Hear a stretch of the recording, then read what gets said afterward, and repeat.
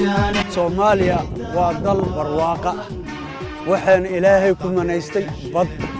iyo webi wax kasta badayna waa badda ugu dheer oo Afrika 3,300 kiiloomitir waxaas ay leedahay marka in looga faa'iideysto kaliya ma aha dhinaca kalluunka dhinaca tuuristaana aad iyo aad ay u fiican tahay iyadan in looga faa'iideysto oo shacbiga dhalinyarada oo qurbaha joogay inay yimaadaan kana qayb galaan horumarka waddanka